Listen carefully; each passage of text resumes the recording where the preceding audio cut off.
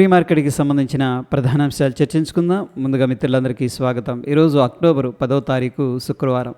ముందుగా ADR sentiment ఎలా ఉందనేది ఒకసారి పరిశీలన చేస్తే ICICI bank, HDFC bank, doctor Reddy's labs, Infosys, Wipro అన్నీ కూడా ఏడీఆర్స్ అయితే పాజిటివ్గా చక్కగా గ్రీన్లో క్లోజ్ అయ్యాయి. మొత్తం మీద ఏడీఆర్స్ నుంచి బుల్లిష్ సంకేతాలు అనేది కనిపిస్తూ ఉన్నాయి. ముఖ్యంగా ఐటీ సెక్టార్లో ఇన్ఫోసిస్ కావచ్చు అండ్ విప్రో రెండు కూడా 2% దాకా బుల్లిష్గా క్లోజ్ అయినాయి. I think TCS results impacts పాజిటివ్గా ఉండే అవకాశం ఎక్కువగా ఉంది. ఇక ఇండియాకి సంబంధించిన ప్రైమరీ సెక్టార్స్ నిన్నటి రోజున ఏ విధంగా పర్ఫామ్ చేసినాయి అనేది పరిశీలన చేసినట్టయితే నిఫ్టీ, మీడియా, ఎంఎన్సీ కొద్దిగా వీక్గా ఉన్నాయి, బట్ స్టిల్ గ్రీన్లోనే క్లోజ్ అయినాయి. ఇక metal, IT sector, commodities, pharma, reality sector అన్నింటిలో కూడా బుల్లిష్ సెంటిమెంట్ అనేది కనిపించింది. మొత్తం మీద 100% ఇండియన్ సెక్టార్స్ వచ్చేసరికి బుల్లిష్లోనే క్లోజ్ అయినాయి. ఇక గ్లోబల్గా మార్కెట్స్ ఎలా ఉన్నాయనేది పరిశీలన చేసినట్టయితే హాంకాంగ్, ఏషియా మార్కెట్, జపాన్ ఆ రెండింటిని మినహాయిస్తే ఇక జర్మన్ కావచ్చు, Europe, London, China A50 futures, France and Russia, South Korea అన్నీ కూడా పాజిటివ్గా ట్రేడ్ అవుతున్నాయి. ముఖ్యంగా రష్యా, సౌత్ కొరియా అనేది ఏకంగా 3% దాకా బుల్లిష్గా ఉన్నాయి.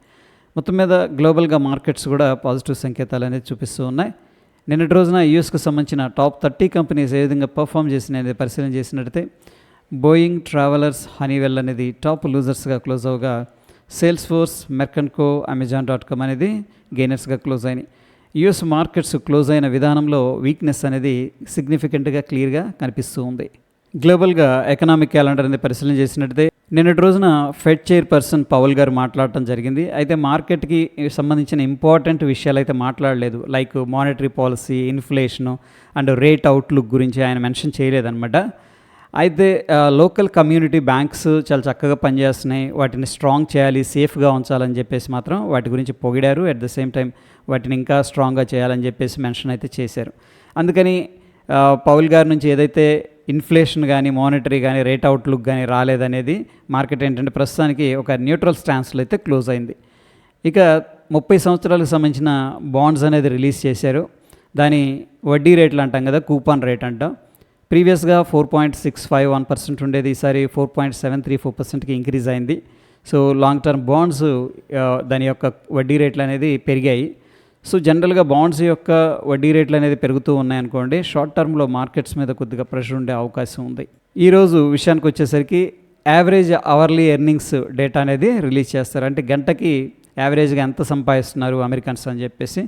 దాని తర్వాత నాన్ ఫామ్ పేరోల్ డేటా అనమాట. అంటే ఫార్మర్స్ని ఎక్స్క్లూడ్ చేస్తారు, మిలిటరీ వాళ్ళని, హౌస్ హోల్డ్ వాళ్ళ ముగ్గురిని ఎక్స్క్లూడ్ చేసి ఎంప్లాయ్మెంట్ సర్వే అనమాట ఇది. సో దానికి సంబంధించిన డేటా రిలీజ్ అవుతుంది. ఇది వెరీ ఇంపార్టెంట్ డేటా. సో ప్రీవియస్గా చాలా తక్కువ నెంబర్ ఉంది, 22K. ఈసారి పెరుగుతుందని చెప్పేసి అందరు కూడా ఎక్స్పెక్ట్ చేస్తూ ఉన్నారు. ఇక అన్ఎంప్లాయ్మెంట్ రేట్ ఎలా ఉంది అనే డేటా కూడా రిలీజ్ అవుతుంది.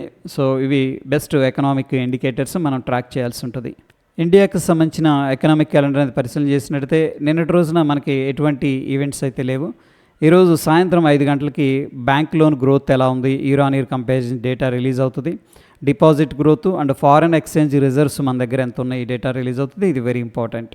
సో Q3 ఎర్నింగ్స్ మీద ఎక్స్పెక్టేషన్స్ అయితే మార్కెట్స్లో ఉన్నాయన్నమాట. నిన్నటి రోజున కొన్ని స్టాక్ ఫీచర్స్ స్లైట్గా ఇంక్రీజ్ అయినాయి. ఫ్యూచర్ అండ్ ఆప్షన్స్ నుంచి ఏ ఒక్క కంపెనీ కూడా ఈరోజు అయితే రిజల్ట్స్ అనేది అనౌన్స్ చేయట్లేదు. ఫ్యూచర్ అండ్ ఆప్షన్స్లో ఆర్బీఎల్ బ్యాంక్ అనేది బ్యాన్ లిస్ట్లోకి వెళ్ళిపోవడం అనేది జరిగింది. దీంట్లో మనం ఫీచర్స్ అండ్ ఆప్షన్స్ అనేది ట్రేడ్ చేయకూడదు. క్యాష్ మార్కెట్లో బై సెల్ అనేది చేసుకోవచ్చు. Probably Samman capital and cell అనేది బ్యాన్ లిస్ట్లోకి వెళ్ళడానికి పాసిబిలిటీస్ ఉన్నాయి. నిఫ్టీ హీట్ మ్యాప్ అనేది పరిశీలన చేసినట్టయితే JSW Steel, Tata Steel, SBI Life and HCL Tech, Sun Pharma, UltraTech cement అనేది మనకి టాప్ గెయినర్స్గా క్లోజ్ అవగా యాక్సిస్ బ్యాంక్, టైటాన్, BPCL అనేది మైల్డ్ లాసెస్తో క్లోజ్ అయ్యాయి. Individual stocks like MCX, Hindustan Zinc, SAIL, VEDL, Tata Steel వీటిల్లో సిగ్నిఫికెంట్గా లాంగ్ బిల్డప్ అనేది జరుగుతున్నట్టు డేటా చూపిస్తుంది. ప్రైస్ ఇంక్రీజ్ అవుతుంది, ఓపెన్ ఇంట్రెస్ట్ ఇంక్రీజ్ అవుతుంది.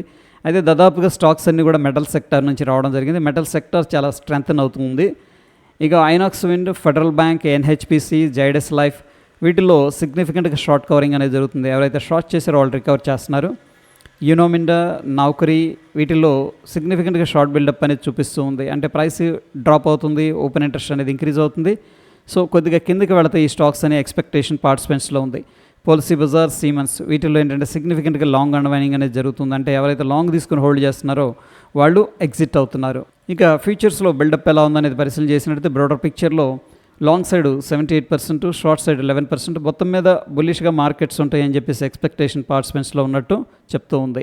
ఇక నిఫ్టీ ఫ్యూచర్ చార్ట్ అనేది మనం అబ్జర్వ్ చేస్తూ వస్తూ ఉన్నాం. గత 2 రోజుల నుంచి కొద్దిగా ప్రాఫిట్ బుకింగ్లో ఉంది. నిన్నటి రోజున అగైన్ ఏంటంటే బుల్లిష్ క్యాండిల్ అనేది రావడం జరిగింది. So based on the price and open interpretation ఏం చెప్తుందంటే షార్ట్ కవరింగ్ ర్యాలీ అనేది జరిగింది నిన్న అనేసి చెప్తూ ఉంది. ఇక ఈరోజు ఎటువంటి ఇండెక్స్లో కూడా ఎక్స్పైరీ అయితే లేదు. పార్టిసిపెంట్ వాయిస్ డేటా అనేది పరిశీలన చేసినట్టయితే ఎఫ్ఐఎస్ ఈసారి దేంట్లో కూడా బేరిష్గా లేరు. స్టాక్ ఫీచర్స్ బుల్లిష్గా ఉన్నారు, స్టాక్స్లో బుల్లిష్గా ఉన్నారు. ప్రొప్రైటరీ విషయానికి వచ్చేసరికి స్టాక్ ఫీచర్స్లో, ఇండెక్స్ ఆప్షన్స్లో బుల్లిష్గా ఉన్నారు. క్లయింట్ ఇండెక్స్ ఫీచర్స్లో బుల్లిష్గా ఉన్నారు అండ్ ఇండెక్స్ ఆప్షన్స్లో బేరిష్గా ఉన్నారు. డిఐఎస్ మాత్రం స్టాక్ ఫీచర్స్లో బేరిష్గా ఉన్నారు, స్టాక్స్లో బుల్లిష్గా ఉన్నారు. మొత్తం మీద ఎఫ్ఐఎస్ 1308 కోట్లు క్యాష్ మార్కెట్లో బై చేసినట్టు తెలుస్తూ ఉంది.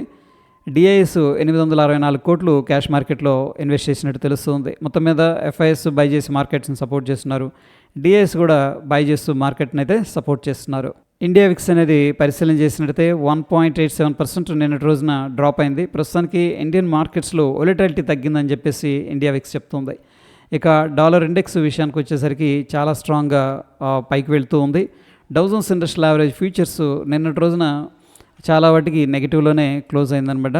అగైన్ ఇప్పుడు 41 పాయింట్స్ స్టిల్ నెగిటివ్గా ట్రేడ్ అవుతుంది. ఇక నిఫ్టీ 50 అనేది మనం అబ్జర్వ్ చేసినట్టయితే సో ఇది ఒక ఫ్లాగ్ లాగా అనిపిస్తూ ఉంది అండ్ ర్యాలీ అయింది, ఫుల్ బ్యాక్ తీసుకుంది, మళ్ళీ ర్యాలీ అవ్వడానికి అయితే సిద్ధంగా ఉన్నట్టు మనకు అనిపిస్తుంది. ఎనీహౌ ఇమీడియట్గా 25,222 అనేది ఒక ఇంపార్టెంట్ రెసిస్టెన్స్ అనమాట. ఈ లెవెల్ బ్రేక్అవుట్ అయితే కొద్దిగా ఫాస్ట్ మూమెంట్ రావడానికి ఆస్కారం ఉంది. ఇక ఇమీడియట్ సపోర్ట్ 25,136 అనేది కనిపిస్తుంది. ఇక సెన్సెక్స్ విషయానికి వచ్చేసరికి సో అగైన్ ఏంటంటే 82,718 అనేది ఇమీడియట్గా ఉన్న రెసిస్టెన్స్, 81,890 ఇమీడియట్గా ఉన్న సపోర్టు. బ్యాంక్ నిఫ్టీ విషయానికి వచ్చేసరికి 56,558 ఇమీడియట్గా ఉన్న రెసిస్టెన్స్, 56,067 ఇమీడియట్గా ఉన్న సపోర్టు.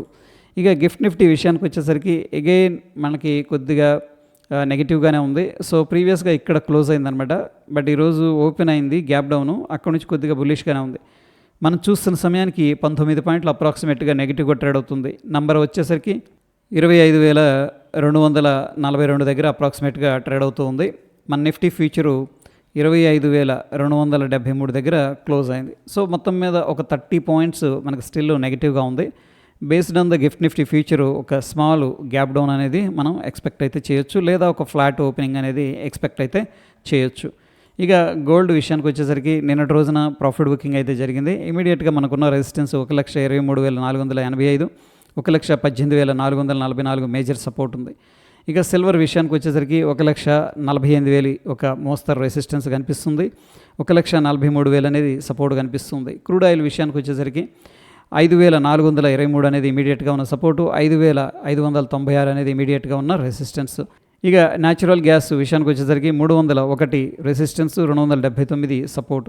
సో ప్రస్తుతానికి ఏంటంటే బిట్ కాయిన్ నిన్నటి రోజున కొద్దిగా ఫాల్ అనేది జరిగింది, కానీ మళ్ళీ రికవర్ అనేది జరిగింది. 1,18,550 అనేది ఇమీడియట్గా ఉన్న సపోర్టు, 1,23,030 అనేది ఇమీడియట్గా ఉన్న రెసిస్టెన్స్. ఇండివిజువల్ స్టాక్స్ ఈరోజు న్యూస్లో ఉన్నాయి. ముఖ్యంగా టీసీఎస్ అయితే నిన్నటి రోజున రిజల్ట్స్ అనేది అనౌన్స్ చేసిందనమాట. ఆ రిజల్ట్స్ విషయం మనం పరిశీలన చేసినట్టయితే ప్రాఫిట్ అనేది గ్రో అయింది, రెవెన్యూ గ్రో అయింది, ఎబిట్ అనేది ఇంక్రీజ్ అయింది, ఎబిట్ మార్జిన్ అనేది ఇంక్రీజ్ అయింది. ఇక ఈ కంపెనీ ఏం చేసిందంటే 100% స్టేక్ అనేది లిస్ట్ ఎంగేజ్ అనే కంపెనీలో ఎక్వైర్ చేసినట్టు తెలుస్తుంది. ఇక టీసీఎస్ అనేది ఏంటంటే ఒక న్యూ బిజినెస్లోకి ఎంటర్ అవుతుంది. ఏఐ డేటా సెంటర్స్ అనేది ఇండియాలో ప్లాన్ చేస్తుంది. సో డెఫినెట్గా ఇది లాంగ్ టర్మ్ వ్యూలో ఏంటంటే మంచి పుష్ అనమాట. ఎనీహౌ ఏదైతే స్ట్రీట్ ఎక్స్పెక్ట్ చేసిందో ఆ రిజల్ట్స్ అనేది టీసీఎస్ అయితే ఇవ్వలేకపోయింది. అయితే ఫ్రెండ్స్ ఇక్కడ కొన్ని స్టాక్స్ ఏవైతే ఉన్నాయో ఓకే దానికి సంబంధించిన సమరీ అనేది నేను పాజిటివ్ నెగిటివ్ అనేది అప్డేట్ అయితే చేశాను.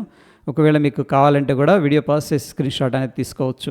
ఇక టెక్నికల్గా ఇండికేటర్స్ ఏం చెప్తున్నాయి అనేది మనం పరిశీలన చేసినట్టయితే బ్యాంక్ నిఫ్టీ డైలీ టైం ఫ్రేమ్లో స్ట్రాంగ్ బై అడ్వైస్ చేస్తుంది, లోవర్ టైం ఫ్రేమ్లో కొద్దిగా వీక్గా ఉందన్నమాట.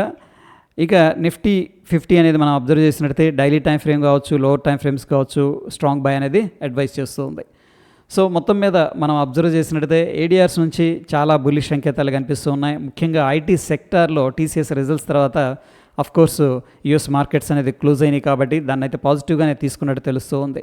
ఇక గ్లోబల్గా మార్కెట్స్ బులిష్గా ఉన్నాయి. అయితే యూఎస్ మార్కెట్స్లో కొంత సెల్లింగ్ ప్రెషర్ అనేది కనిపిస్తూ ఉంది. యూఎస్ మార్కెట్స్ నెగిటివ్గా రియాక్ట్ అవ్వడానికి గల కారణం ఏంటంటే ఫెడ్ చైర్పర్సన్ పౌల్ గారు రేట్ కట్ కానీ మానిటరీ పాలసీకి సంబంధించిన అంశాలు ప్రస్తావించలేదు. అందుకని మార్కెట్ ఏంటంటే కొద్దిగా వీక్గా క్లోజ్ అయింది. ఇక ప్రస్తుతం సిచ్యువేషన్లో టీసీఎస్ రిజల్ట్స్ కావచ్చు అండ్ ఏడిఆర్స్ కావచ్చు, గ్లోబల్ మార్కెట్స్ కావచ్చు, అన్నీ కూడా బులిష్గా ఉన్నాయి. ప్రాబబ్లీ మన ఇండియన్ మార్కెట్స్ స్ట్రక్చర్ కూడా బులిష్గా ఉంది. అందుకని ఎవ్రీ డిప్లో కూడా బాయింగ్ ఆపర్చునిటీ అనేది మనం ప్లాన్ అయితే చేసుకోవచ్చు.